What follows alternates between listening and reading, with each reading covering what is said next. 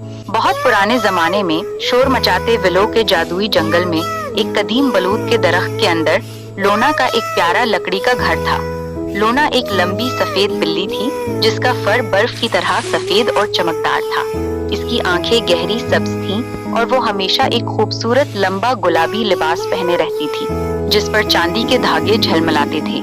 एक रात अचानक आसमान का चांद मध्यम होने लगा और जंगल अंधेरे में डूबने लगा।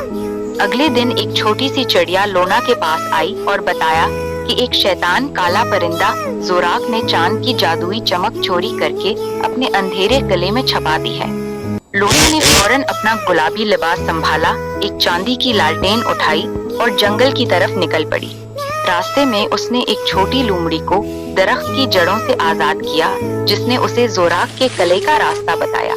फिर एक भूखे बड़े रीछ को इसने अपनी शहद की केकें देकर उसकी मदद हासिल की। आखिरकार लोना काली पहाड़ी पर पहुंची जहां जोराक का अंधेरा किला था।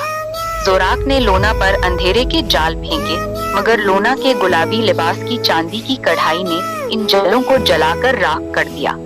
लोना ने जोराक से नरमी से कहा कि रोशनी सबकी है और अगर वो अकेला है तो वो उसे अपने जंगल में ले आएगी।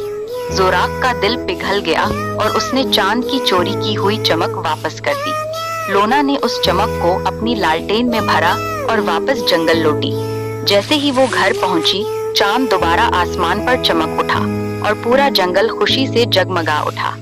सब जानवर लोना के घर जमा हुए और बड़ा जश्न मनाया।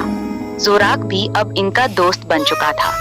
उस रात लोना अपने पोर्च पर बैठी थी। उसका गुलाबी लिबास चांदनी में चमक रहा था और फायरफ्लाइज इसके इर्द गिर्द नाच रहे थे। उस दिन के बाद लोना जंगल की रोशनी की मुहाफिज कहलाने लगी।